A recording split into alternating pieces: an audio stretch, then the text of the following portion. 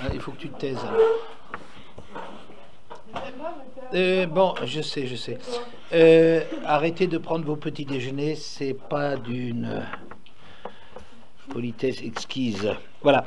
Alors, dans la paracha de Balotra, il y a tout un processus où les Bnei Israël commencent à décrocher d'Hachem, et on prend la fin du processus.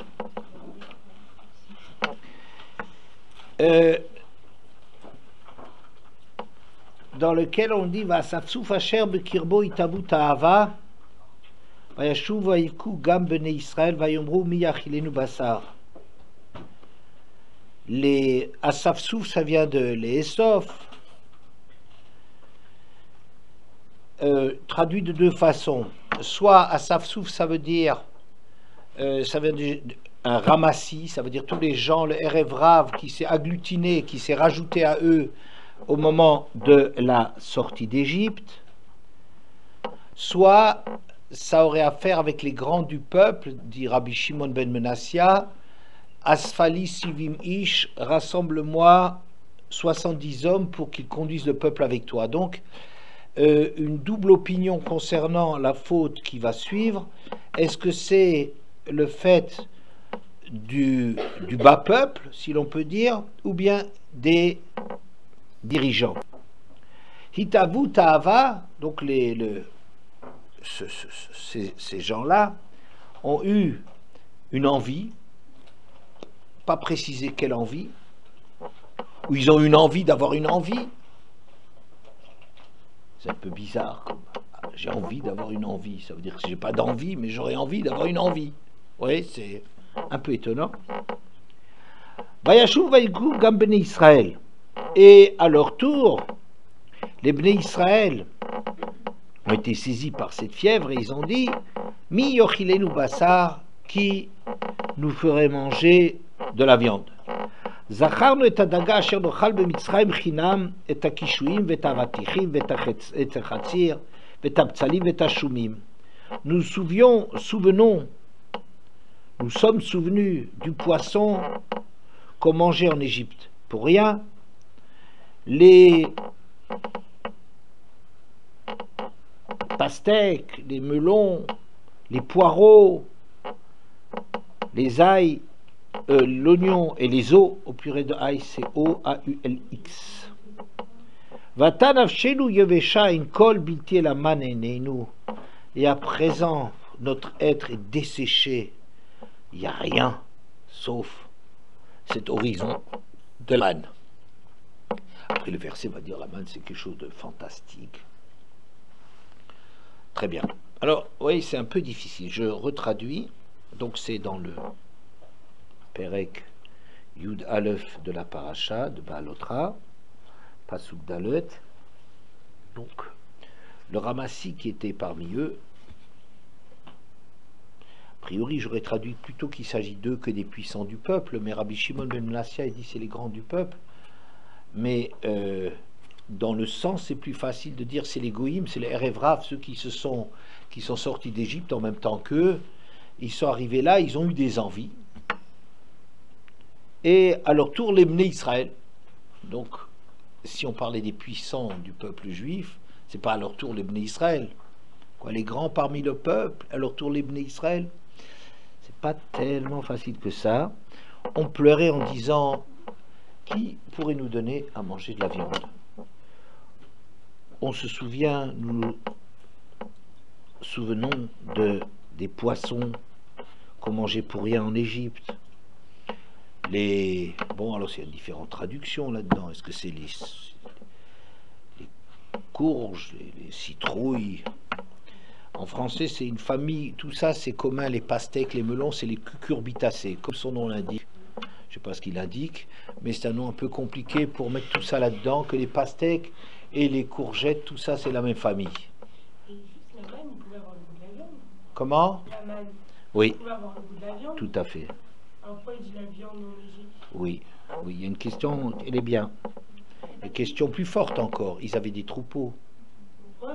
Puisque c'est marqué Gamtson Bakar Alaïtami Mitzraïm. Oui, mais ça, on peut se dire que les Égyptiens, ils vont pas leur laisser faire la shrita et tous les trucs et tout, quoi. Attends, on est dans le désert, ça y est, on est autonome. Ah oui, Et ensuite, Ouais, et ça, ils l'ont pas mangé parce que Mais il le leur beurre est... et l'argent du beurre, ils ne veulent pas utiliser leur bétail parce que c'est une richesse. Et au cas où, quand il n'y aura plus d'aman, alors comment ils vont faire? Bah, ils mangeront leur bétail. Alors ils prennent. Ou peut-être qu'ils avaient. Oui, mais d'accord, mais peut-être tu as raison. Peut-être ils veulent économiser leurs troupeaux. D'ailleurs, ils en avaient plein quand ils sont rentrés en Eretz. Miklera, Vaya, l'Ibné Gad, l'Ibné Rouven, l'Ibné Gad à Tsumod. Il y avait énormément. Gad avait des troupeaux énormes, gigantesques, énormes. Des troupeaux immenses. Et Rouven en avait beaucoup et tout. Donc ils avaient des troupeaux avec eux. Mais qu'est-ce que c'est comme attitude? Tu as de la viande. Tu as de la viande avec toi. Tu as pris de la viande en sortant d'Égypte. Tu as de la viande avec toi, du bétail, et toi tu veux demander de la viande. C'est un peu bizarre, n'est-ce pas? Non, ça peut faire partie, Keren, tes questions. Mais déjà, avant tout, ils avaient des troupeaux, mais peu importe, alors il y a plusieurs questions. Bon, les gens là, cette discussion, qui est-ce qu'il s'agit? Les premiers ou les derniers du peuple? Qui est responsable de ces envies qui se transforment en envie de viande? Alors, on pourrait dire, peut-être, la discussion qu'il y a entre les Chachamim et Rabbi Shimon ben Menassia, est-ce que c'est le Erev Rav, la masse, ou les responsables? Peut-être c'est une discussion générale, si vous voulez, dans chaque faute, qui est-ce qu'il faut sanctionner? Est-ce qu'il faut sanctionner les gens qui sont le bas peuple, quoi, ceux chez qui vraiment qui sont complètement dégradés, dans lesquels on voit les effets terrifiants d'une faute, c'est chez eux qu'on le constate, c'est eux qu'il s'agit de sanctionner très durement, ou bien c'est les responsables. Finalement, la faute du peuple, c'est quelque part la faute de ses responsables, n'est-ce pas? Donc on aurait pu dire que c'est ça la discussion, mais c'est pas du tout dans ce sens-là que je vais aller. Bon, d'abord, quand même, on note qu'on discute, est-ce que c'est les petits ou les grands? Bon. Ensuite, ça veut dire ils ont eu des envies d'envie. Alors, on peut expliquer ça peut-être comme ça, que comme la manne, elle avait tous les goûts qu'on voulait lui donner, qu'on se donnait la peine de vouloir lui donner, alors peut-être il leur manquait rien. Mais alors, bon, alors qu'est-ce qu'il y a quand il te manque rien? On va dire, Baruch Hashem, je ne manque de rien. Non, c'est pas comme ça. Un homme, il a besoin d'avoir des manques, de lutter contre des choses. C'est pas si simple. On croit que la richesse, ça y est, ça répond à tous les besoins. Mais peut-être quand on dit quand il a 100, il en veut 200, quand il a 200, il veut 400, quand il veut 400, etc. Ça se termine jamais. C'est peut-être pas parce que c'est seulement un processus qu'on termine pas, mais peut-être parce que finalement, quand il a les 100 qu'il voulait, il se rend compte qu'il a rien avec les 100, donc il faut trouver autre chose. Alors il trouvera 200, et quand il en a 200, ça se termine. Pourquoi? Parce que l'argent n'est pas avoir tout ce qu'il nous faut, c'est peut-être pas ça la satisfaction ultime. Alors on a la manne, mais ils disent c'est pas un horizon. Bilti la manne. La manne après sera décrite comme quelque chose d'extraordinaire, une couleur extraordinaire, une consistance formidable, des goûts, tous les goûts de. Mais vous comprenez, mais c'est pas ça ce qu'on veut. Mais qu'est-ce qu'il leur faut? Oui. Ensuite, bon après ça donnait une envie de viande. Pourquoi il n'y avait pas tout de suite de la viande? Puis, encore plus étonnant, ah, cette viande, nous nous souvenons du poisson. De maïs, qu'est-ce que c'est que cette histoire? Ils sont en train de réclamer de la viande. Et il y a quand même ce poisson qu'on avait. Souviens-toi de la viande. Tu veux de la viande, tu dis, tu n'as pas de viande. Je ne sais pas pour quelle raison il leur manque de la viande. Si, comme vous avez dit, la manne peut avoir le goût de la viande, elle avait peut-être le goût, mais pas de consistance. Peut-être ça leur manquait. Se mettre quelque chose sous la dent. Il n'y a pas que le goût quand on est en train de profiter de quelque chose. Peut-être c'est quelque chose de beaucoup plus... Il y a l'odeur, il y a le goût, la préparation. Vous voyez, il y a peut-être des différents niveaux d'eux, et même le goût, c'est une chose, oui, mais... se mettre quelque chose sous la dent. Peut-être que la manne, on était frustré parce qu'on n'avait rien à se mettre sous. Et la viande, par rapport à ça c'est du vrai. Ça, c'est de la viande. Ouais. Bon, peu importe. Mais pourquoi ils disent on se souvient du poisson qu'on mangeait gratuitement? Ok. Il dit on se souvient de la viande qu'on mange. Si manger gratuitement, j'y crois pas. Mais de la viande. Tu as envie de viande, souviens-toi de la viande. D'accord? Puis, qu'est-ce que ça veut dire qu'on mangeait gratuitement? Tout le monde connaît Rachid. Qu'est-ce que Rachid dit là-bas? Sur place. Tout le monde se souvient de Rachid, mesdemoiselles. Qu'est-ce qu'il dit Rachid là-bas?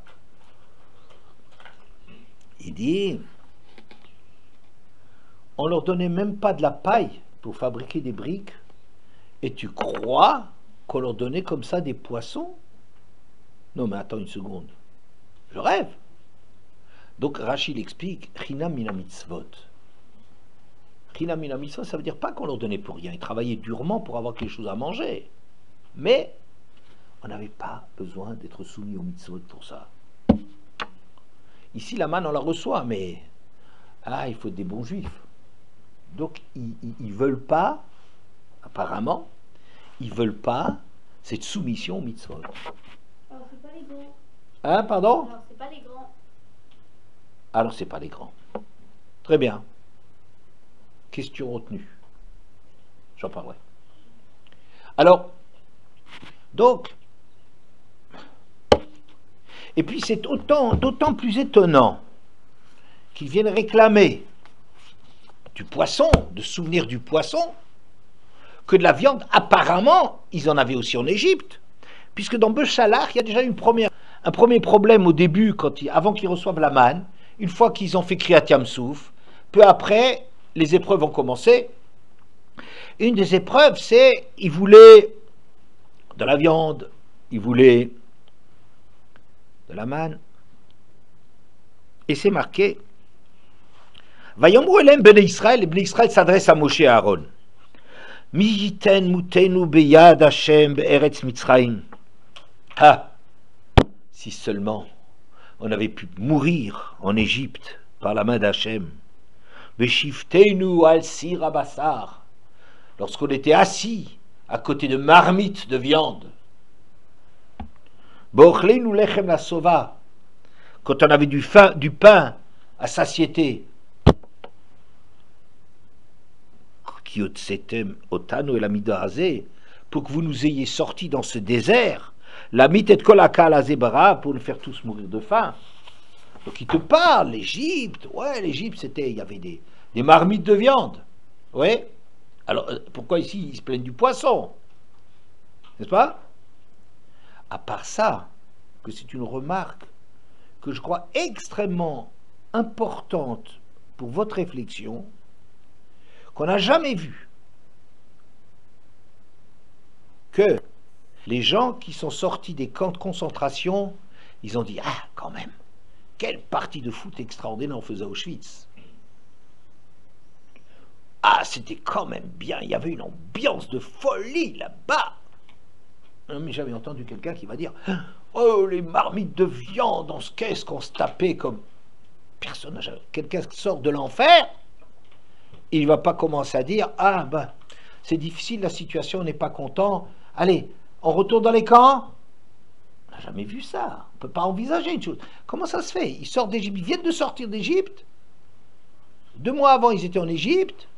Et ils sont déjà en train de faire des histoires. Moins de 2 mois. C'est incroyable. Ils ont tous les miracles, tout ce qu'ils ont. C'est comme chic, l'Égypte. Bon. Oui. Peut-être qu'il s'agissait justement des convertis, puisque si on regrette l'Égypte, c'est qu'ils étaient bien là-bas, donc ils ne faisaient pas partie des esclaves. C'était oui des esclaves, parce qu'on dit que jamais des esclaves ne sont sortis d'Égypte, ça veut dire ni convertis, ni rien du tout, parce que personne ne pouvait en sortir et ils ont profité que la porte était ouverte. Mais, oui. Mais oui, tout à fait, très très bien. Je ne veux pas refaire le cours, mais seulement ça va tout à fait dans le sens d'appuyer ce que j'avais fait comme cours. Tout à fait, absolument. Bon, mais juste, on a l'occasion de dire, quoi, les gens, ils sont en train de rêver d'Égypte. Oh, on n'a jamais rêvé des camps de concentration, même si ça allait mal par la suite, même s'ils mouraient de faim, ils ne trouvaient pas de travail ni rien quand ils sont arrivés en Europe, même bien qu'ils étaient les gens ulcérés de la façon dont ils regardent comme des sous-hommes, on les accueille pas, ou trop peu, et on n'a pas de considération pour eux, enfin tout ce qu'ils ont pu reprocher au monde après la sortie des camps, mais quand même, personne ne va dire, pas une personne a dit, ah, c'était chic Auschwitz, quand on attendait notre tour d'être gazé. Hein? Donc l'Égypte, c'est pas ça, peu importe, peu importe. Mais pourquoi la viande? Pourquoi ils disent pas la viande?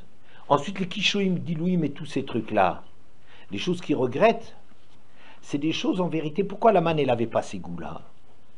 Parce que c'est quelque chose qui fait du mal aux femmes enceintes.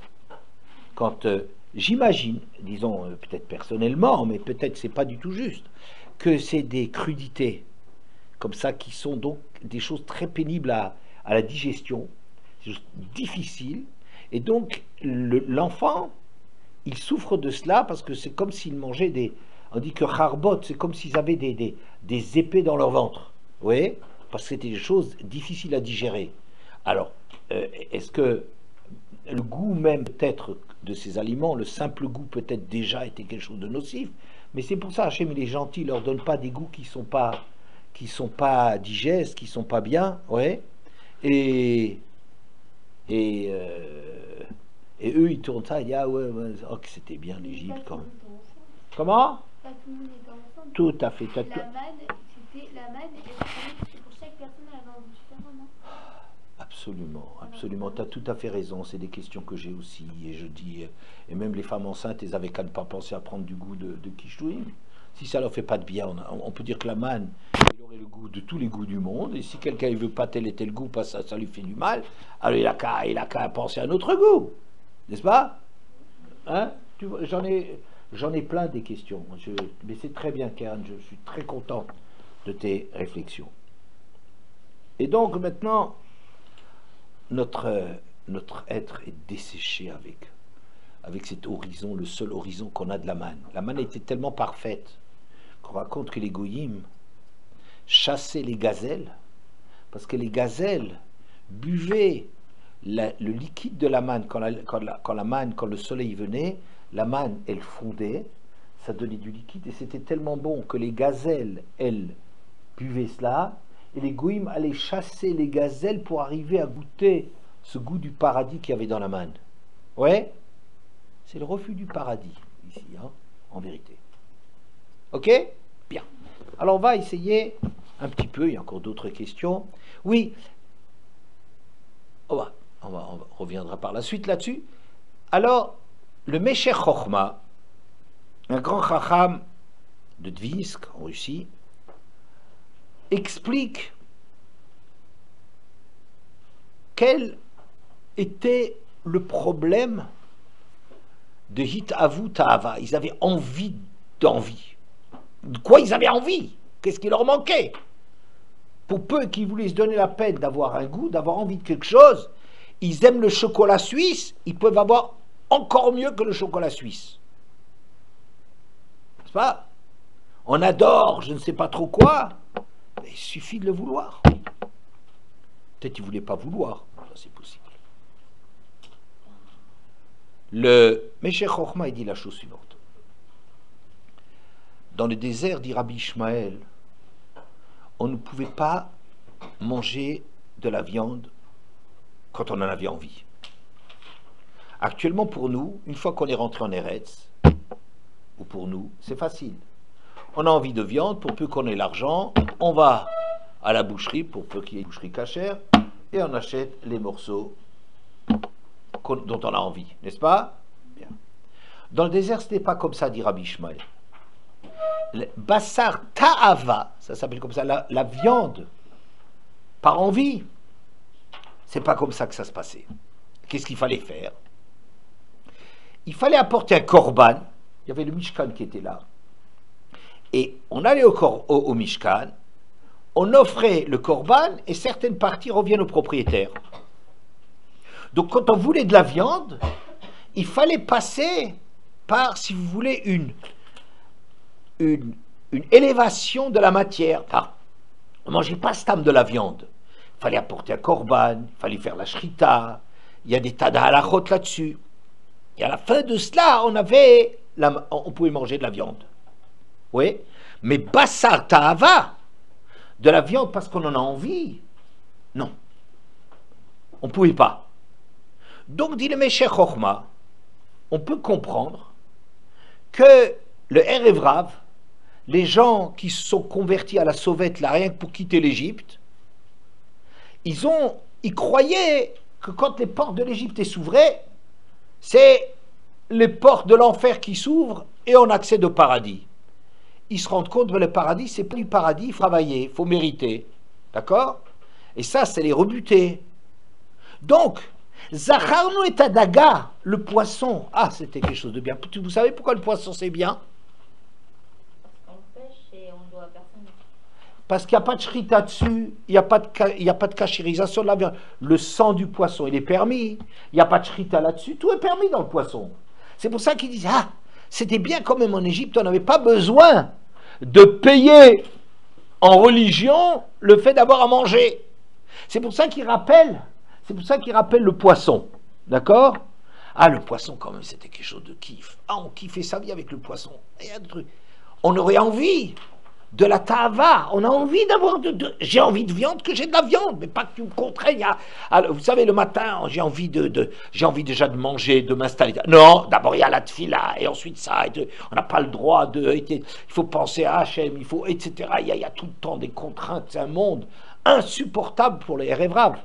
Donc il avait envie de tava, et là, après ça se transforme, ouais c'est vrai au fond, en viande. Ok? Bien. Ça, c'est le Meshech Chochma pour expliquer pourquoi est-ce que le Erev Rav, il a une tava et qu'il parle du poisson. On verra peut-être tout à l'heure pourquoi il mentionne aussi les kishulim, avatichim et tous ces trucs-là.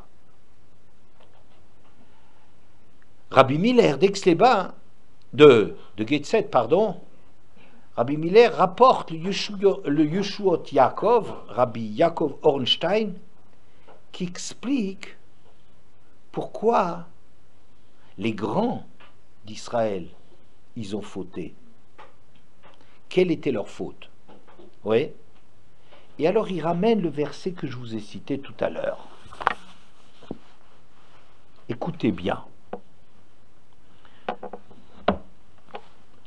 Vayomru elem bnei Israël, les bnei Israël s'adressent à Moshe et à Aaron. Mi iten mutenu biyad Hashem beret Yisraël, si seulement on était mort par la main d'Hachem en Égypte. Beshivteinu al sir abassar, on était assis à côté de marmites de viande. Bochleinu lechem la sova, et on avait du pain à satiété. Le Midrash dit Bemitzraim hayu meshabdim Israël peshana. En Égypte, on avait durement asservi les Bnei Israël pendant 80 ans. Vaya mitzri oler bamidbar. Et l'Égyptien, il allait dans la nature. Vetofes aïl, il attrapait, il capturait une gazelle, otzvi, ou un élan. Veshochato, et il lui faisait la shrita. Veshofet et assir ou mevachel. Et alors, il faisait cuire cela, et devant les Bnei Israël, ve Israël rohim, veloto amim. Et les Juifs, ils voyaient cela, et ils ne goûtaient pas. Chez Neymar, Beshifteinu al sir abassar, le verset, quand nous étions assis sur la marmite de viande, Be'ochleinu lechem la sova, on mangeait du pain à satiété. L'oktiv be'ochleinu misir abassar, et lo beshivteinu, shayu ochlim, lachmam, belo bassar. C'est marqué, on se souvient que l'Égypte c'était quoi? Les autres, ils faisaient de la viande délicieuse. Et nous, on mangeait du pain. On ne mangeait pas de viande. C'est pas marqué qu'ils mangeaient de la viande. Donc, dit Yeshuot Yaakov, à quoi les grands ils aspiraient? Vous savez à quoi ils aspiraient? Ils aspiraient à pouvoir continuer à grandir comme ils grandissaient en Égypte. en Égypte, ils devaient lutter pour être juifs. C'est vrai qu'ils respectaient, ils étaient comme ça, si vous voulez, les mêmes universités, les mêmes médias et les mêmes radios et télévisions et tout ça, tout ce qu'on leur donnait, les MP3 et tout ça, ils étaient dans le truc de l'Égypte. Mais ils voulaient pas, ils avaient quand même un sens. Nous, on est juifs, on ne change pas de nom, on ne change pas d'habit, on ne change pas de langue, on ne se mélange pas avec eux. Ouais. Et ça exigeait une lutte terrible. Parce que les Égyptiens, ils les attiraient, ils faisaient la viande cachère. La viande pour eux, les Égyptiens, ils faisaient la shrita. Pourquoi ils faisaient la shrita? Ils n'en ont pas besoin de la shrita. Mais pour faire envie, ils voulaient absolument assimiler les Juifs. Et les Juifs devaient lutter, vous imaginez ça? On leur faisait sentir de l'odeur de viande. Ils mouraient d'envie. Ils mouraient d'envie d'avoir de la viande.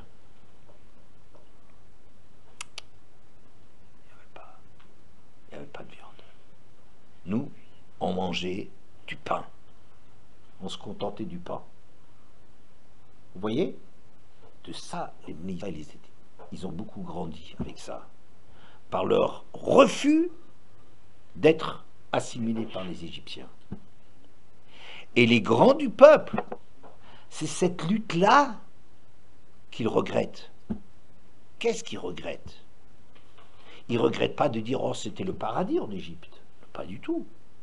Mais ils regrettent qu'en Égypte, ils avaient un moyen de grandir qui était que bien qu'on leur propose de la viande, qui plus est cachère, ils refusent ça parce qu'on est juif et je ne veux pas devenir goy. On conserve ça de « je ne veux pas être goy ». Mais tu payes un prix terrible. C'était très dur. Tu payes le prix, mais tu n'es pas goy. Et ça, dans le désert, ils n'avaient pas. Pourquoi? Ça y est, on mange tous cachère, il y a la magne, quel est le problème? Ils n'avaient plus le moyen de grandir par cette lutte. D'accord? Je continue un peu cette idée.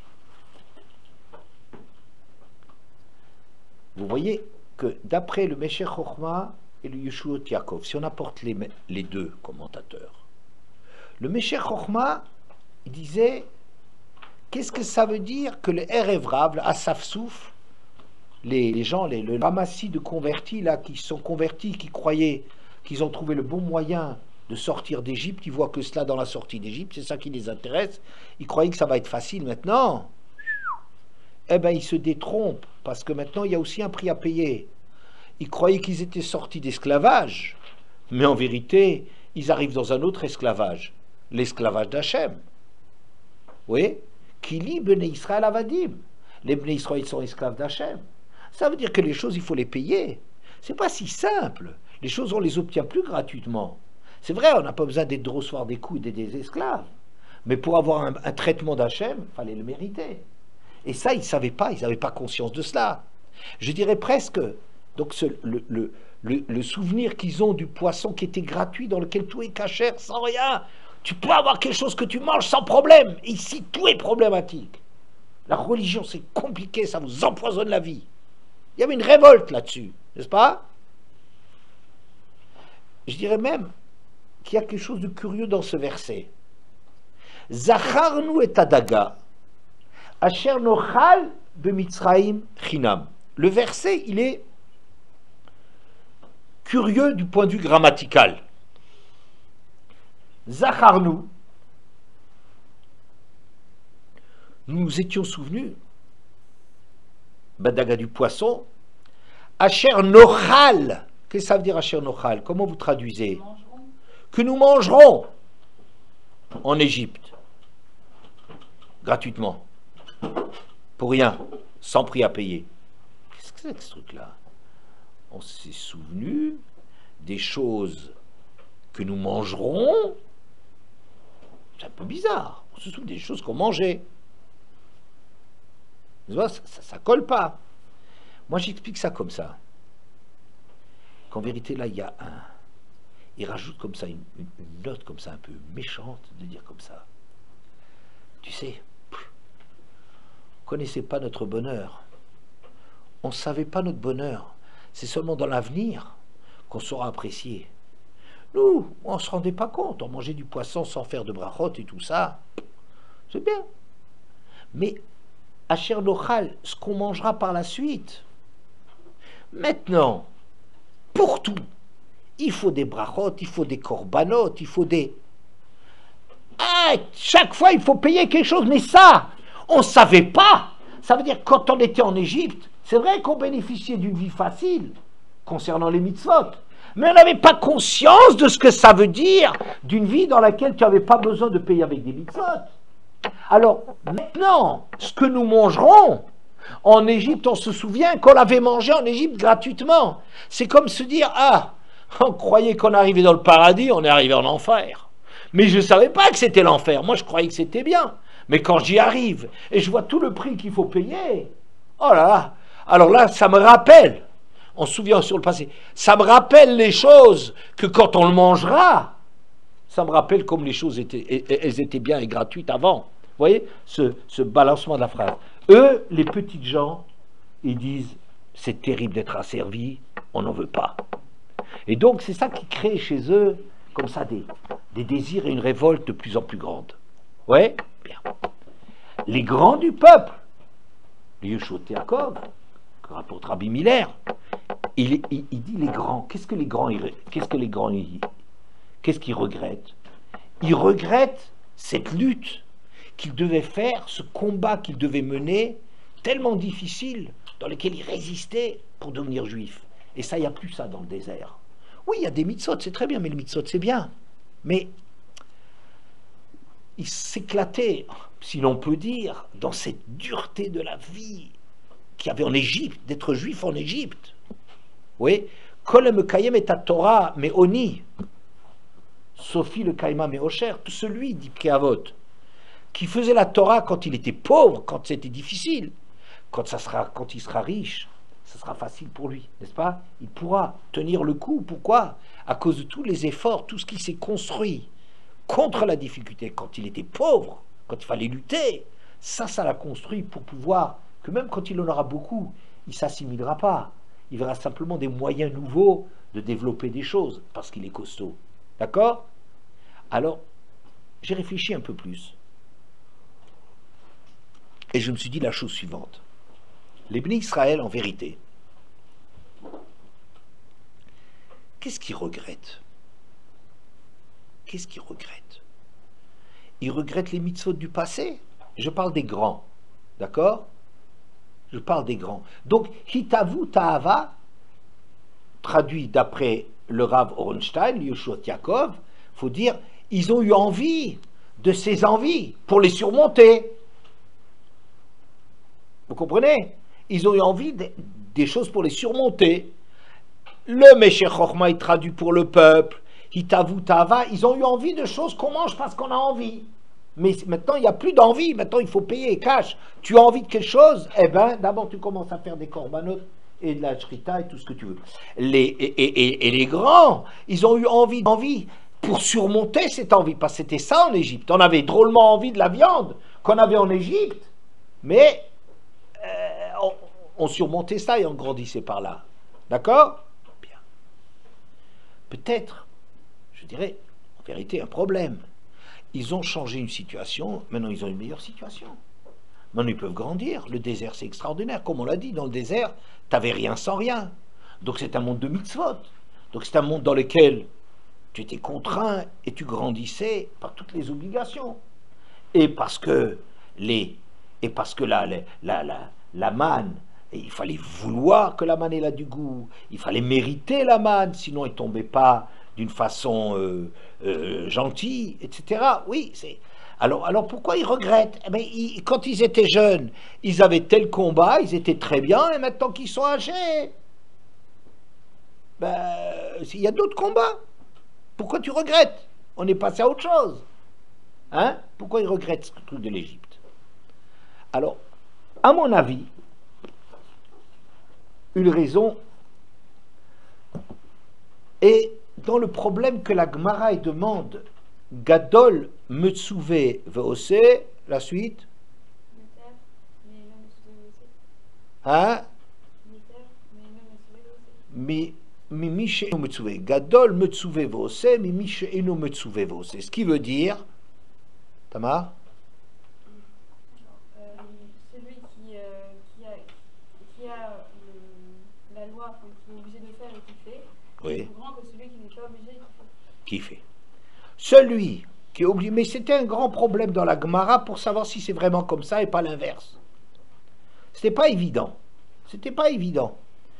Nous, bon, déjà nous, a priori, on dit, ah ben non, c'est mieux que quelqu'un qui n'est pas obligé, qui fait les choses, c'est mieux que quelqu'un qui est obligé. Parce que s'il est obligé, bon, il n'a pas beaucoup de mérite, croit-on, n'est-ce pas? Mais quelqu'un qui n'est pas Metzuvé, eh ben, il le fait parce qu'il a bon cœur, parce qu'il est généreux, parce qu'il se donne de la peine, n'est-ce pas? Ouais. Bon, mais enfin, c'était toute une discussion dans la Gemara, et elle a conclu, est plus grand celui qui est Metzuvé Vosé, qui est obligé et qui fait les choses par obligation, que celui qui les fait de son propre élan, de son propre geste. Tosot, il explique ça en disant Gadol Metzuvé Vosé, plus grand est celui qui est obligé et qui le fait. Ça veut dire, il le fait par obligation, d'accord, il a le choix de ne pas le faire. Mais quand il le fait, il sait qu'il doit le faire. Parce que c'est la halakha. Nir'e, il semble, dit Tosot.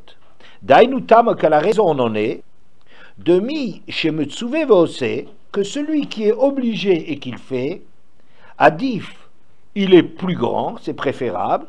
Le fichier doeg ou mitztaer yoter pen yavor. Parce qu'il est constamment en souci et en souffrance du risque de transgresser. Mimi she'ein metzuvé she'esh lo pat besalo she'im yirtze yaniar. Que celui qui n'est pas obligé, que lui c'est comme s'il a du pain dans son sac, quelqu'un qui jeûne quand il a du pain dans son sac, qui peut manger à tout moment, dès qu'il veut plus, il s'arrête.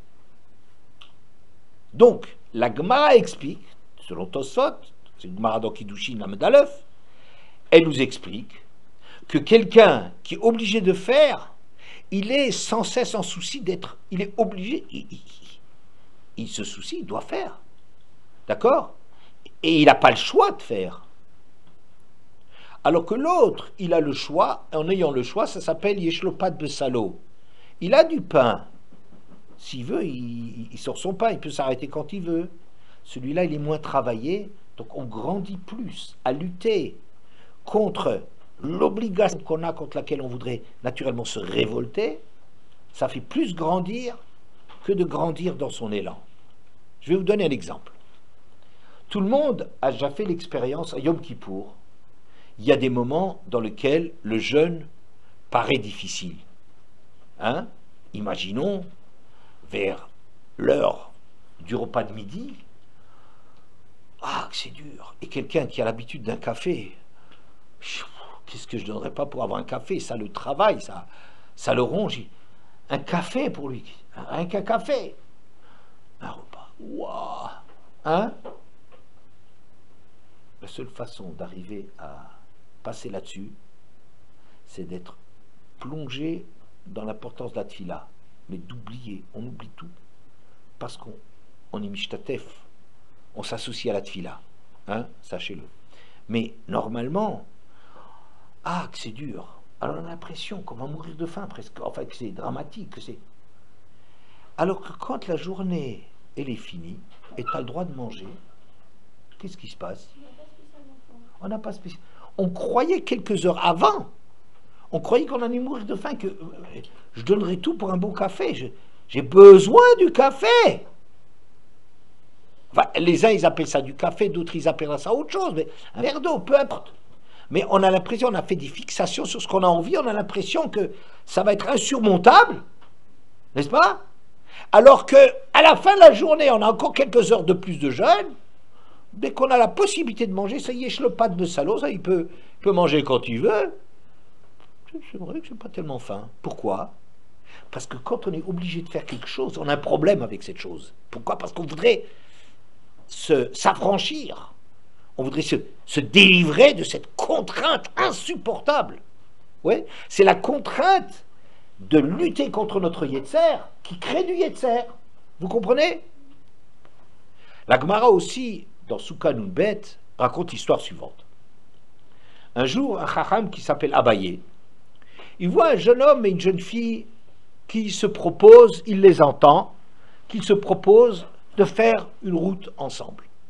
Ils ont un long chemin à parcourir et ils veulent faire route ensemble. Alors il se dit, moi je vais les suivre et s'ils font quelque chose qui n'est pas permis, je vais me montrer, comme ça les arrêtera. Et il les suit, il marche pendant longtemps. Puis à un certain moment, il s'assied. Et puis, à un certain moment, il se sépare. Il dit, ah, dommage, il y a encore le chemin qui est long à faire. C'est bien dommage, la compagnie était bien agréable. Et il se quitte sans rien. Ouais. Il ne se passe rien. Après, il revient au Beth Midrash, il commence à pleurer.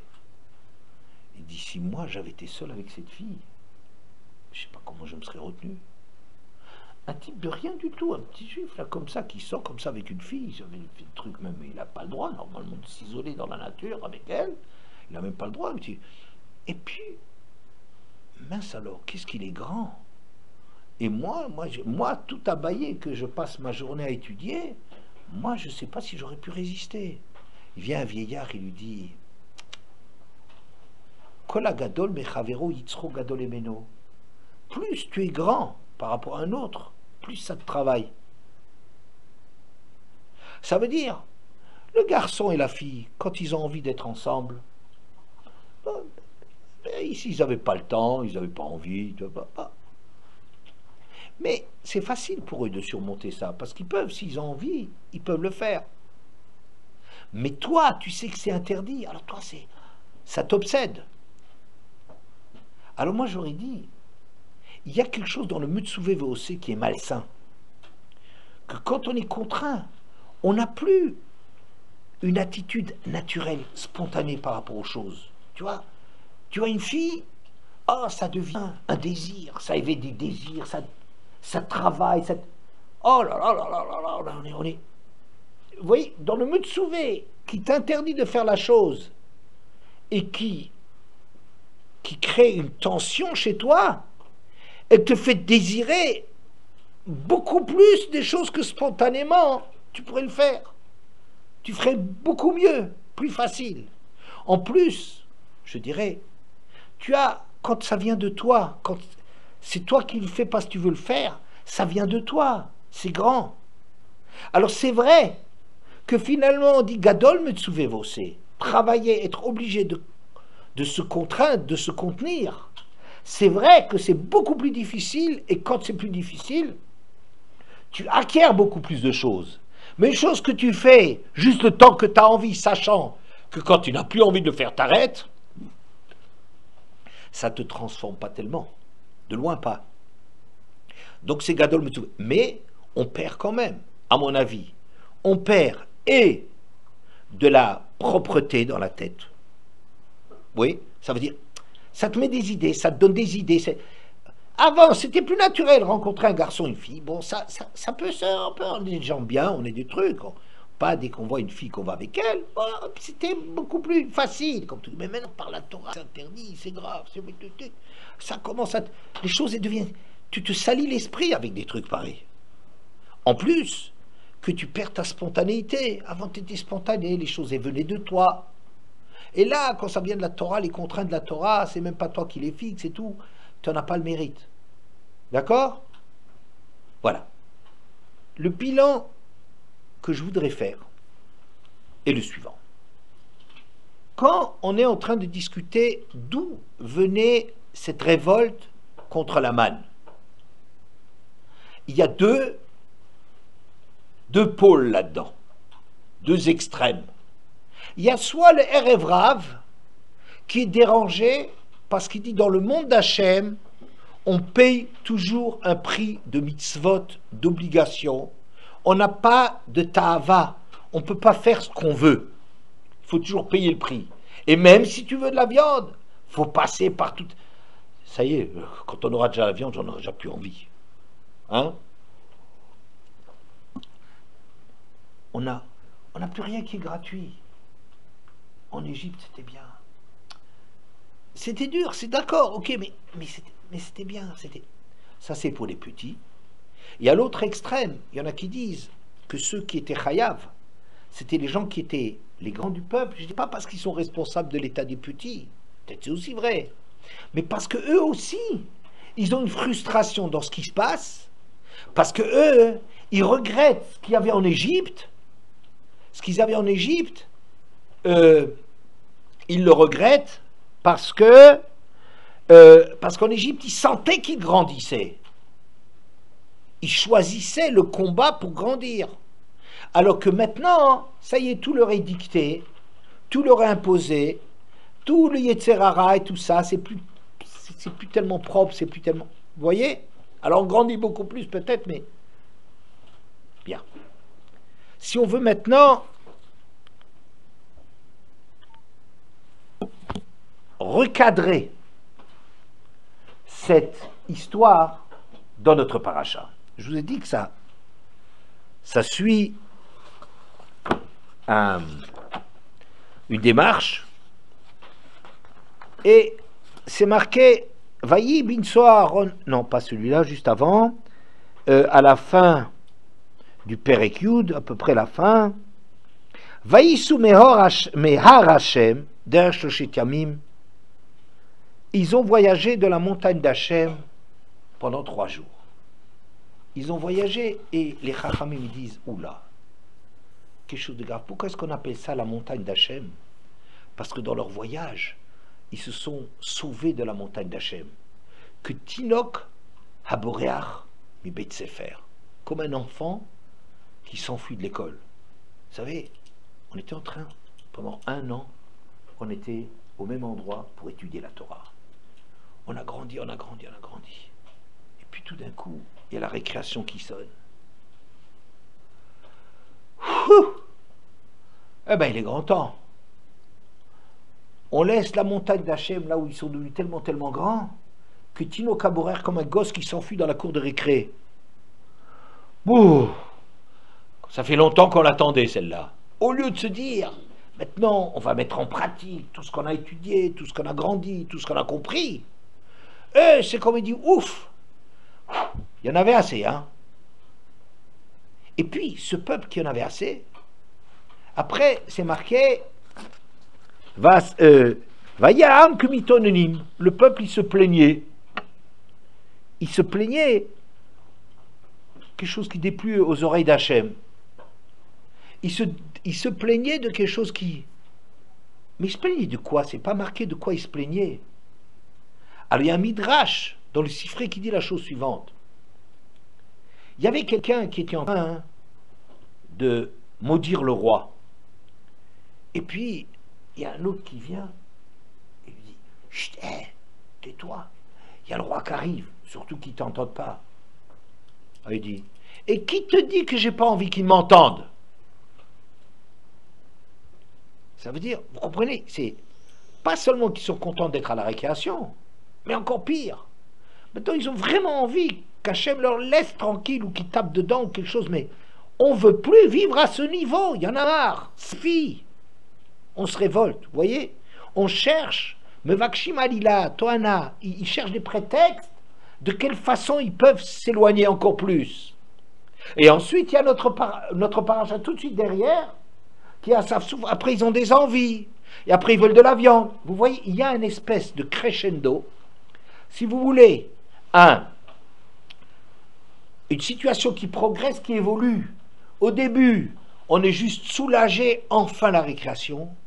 Et puis ensuite, on est content de la récréation et on veut que ça dure. Et on commence à rejeter même la Torah qu'on a étudiée avant. On commence à vouloir chercher des prétextes pour s'éloigner d'Hachem, alors qu'Hachem a tout fait pour le bien. Hachem, pourquoi il leur a mis la pression? Parce qu'il veut, Hachem, il veut tellement les amener en Eretz, c'est pour leur bien. Et alors, la paracha même est dit, elle interrompt les 3 phases, sortir à la récré, chercher des prétextes, avoir des envies, et que ce soit de la viande. D'accord? Elle coupe ça et dit pourquoi? Parce qu'on ne veut pas dire qu'on est condamné, que comme ça, un homme, il n'a pas le choix. Il a plus, une fois qu'il commence à dire, bah, commence à bien faire la Torah. Ouais. Une fois qu'il dit la suite, la récurrence, ne crois pas inéluctable. C'est pour ça que la Torah, il rentre là-dedans. Deux psukim, Vayi biso Aaron. Regarde quand il y a le Aaron qui voyage. Regarde comment Hachem est avec vous. Comme il balise tout le terrain. Comme il vous enlève les difficultés. Comme il frappe vos ennemis, etc.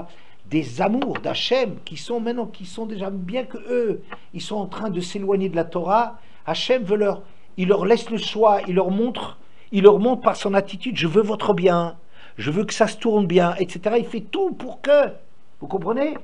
Mais les Bnei Israël, ils ne tiennent pas compte de cela. Et pourquoi? Parce que cette paracha, ce qui est marqué juste avant, c'est marqué Alpi Hachem Yachanu, Valpi Hachem Isaou. Il voyageait et il campait sur l'ordre d'Hachem. Alpi Hachem Yachanu, Valpi Hachem Isaou, et Mishmer et Hachem Shamaru, Alpi Hachem Biad Moshe. Sur l'ordre d'Hachem, il campait, sur l'ordre d'Hachem, il décampait, il voyageait, il partait, ils observaient tout ce qu'il fallait observer d'Hachem, d'après Hachem, par l'intermédiaire de Moshe. Ça veut dire quoi? Ici, on est arrivé à un moment de la paracha très important. Jusqu'à présent, jusqu'à Baalot, le début de Sefer de Bamidbar, il nous parlait d'une grande difficulté dans le peuple. Quelle difficulté? Que chacun, Ish al-Machaneu ve Ish al-Diglo, où chacun devait camper à la place qui lui correspondait. C'est une grande épreuve. Pourquoi? Parce qu'on croit chaque fois que l'herbe elle est plus verte chez le voisin. On croit chaque fois que l'autre, il a des avantages par rapport à nous. Et ça, c'était la grandeur du peuple, jusqu'à notre paracha. Ça se termine avec notre paracha, que les Bnei Israël ont lutté contre cette espèce de jalousie instinctive qu'on a, que quand on voit quelqu'un qui a plus que nous, ça y est, on est en train de le jalouser. Et il fallait avoir une minute, comprendre qu'en vérité, il y a les rois, il y a les dirigeants, il y a les hommes d'affaires, il y a les gens qui étudient, chacun a sa façon à lui de se réaliser, chacun dans son domaine, et que tout ça ensemble, c'est ça le Klal Israël. Le Klal Israël, il n'est pas fait avec les gens en vue. On a besoin d'un roi pour diriger, on a besoin d'épaules pour soutenir, on a besoin de mains pour travailler, on a besoin de tête pour réfléchir, on a besoin, etc. Chacun est indispensable, il faut arriver à comprendre que même si tu as l'impression que tu es le fils d'une servante, un fils d'une servante est aussi grand dans la construction du Klal Israël que la tribu de Juda. Dan et Yehuda, à eux deux, ils étaient les principaux dirigeants, Oholiav, Betzalel et Oholiav, c'est les principaux constructeurs du Mishkan. Ça veut dire que même une petite tribu comme Dan, des servantes, il est aussi important. L'autre, il sera plus en vue. L'autre, Yehuda, il aura le roi. Mais en vérité, le Klal Israël, c'est l'endroit dans lequel chacun trouve sa place. Les hommes, ils trouvent leur place. Les femmes, ils trouvent leur place. Les Kohanim, ils ont leur raison d'être. Les Levim ne doivent pas être jaloux de ça. Les Bechorot ne doivent pas être jaloux des Levim. Chacun doit comprendre que le travail qu'il fait, c'est bien, ça le remplit. Ça, c'est, si vous voulez, la difficulté qu'il y a dans le début du livre de Bamidbar, où on donne à chacun la place qui est sa place. Apprends que ta place, c'est la meilleure place du monde pour toi. Pour toi, ta place, c'est la meilleure place du monde. Si tu n'es pas content, tu es en train de projeter, tu crois que les autres, ils n'ont pas de problème. Tu crois que les autres, ça va mieux. Mais ça, c'est toujours des inventions. Vous savez, on regarde si on a un problème quelque part, on est jaloux de ceux qui n'ont pas ce problème. Mais tu connais leurs problèmes à eux. Une fois, paraît-il, à Gateshead, on leur avait dit que dans le Olam Haba, ou je ne sais pas trop quoi, on a proposé aux gens de tous déposer le sac de leurs problèmes au milieu et que chacun prenne un autre sac. Ça veut dire chacun a une tonne de difficultés à faire. Et on leur proposait à chacun, eh bien, mets ton sac au milieu et choisis le sac de quelqu'un d'autre. Et finalement, quand on s'est rendu compte de tout ce qu'il y avait dans le sac des autres, chacun, il sentait que lui, il était fait pour résoudre les problèmes de son sac à lui. Comprenez? On croit d'une façon superficielle que ça va mieux, que c'est plus facile chez l'autre, parce qu'on le compare que concernant le problème qui est notre problème. Mais on ne voit pas des problèmes que nous, on n'a pas, dont lui, il peut être parfaitement jaloux, s'il était au courant, oui, mais dont lui, il serait jaloux, mais que lui, il n'arrive pas à résoudre qui sont ses problèmes à lui. Mais quand il fallait chacun reprendre le sac, il reprenait son sac, parce qu'il se dit finalement, eh ben, ma situation, elle est bien. Il y a des gens qui ont des difficultés énormes, tu te demandes, mais comment ils font pour survivre? Tu entends ce truc-là? C'est incroyable. Mais eux, c'est des gens, ils sont faits pour grandir avec leurs problèmes à eux. D'accord? Bien. Ça, c'est le début de la paracha. Maintenant, dans Baal Otra, on va basculer. Au lieu de dire, quel est le verset que je vous dis? Ish al machane ou vish al diglo, chacun devait être dans son coin, dans sa place, sous son drapeau, avec sa mission à lui. Maintenant, c'est Alpi Hashem Yachanu, Alpi Hashem Isaou. Et Mishmeret Hashem Yachanu, Beyad Moshe. Alors, là-dessus, Et Mishmeret Hashem Shamaru, Alpi Hashem Beyad Moshe. Voilà, c'est juste un peu avant. Maintenant, il y a une grosse difficulté. C'est une nouvelle étape.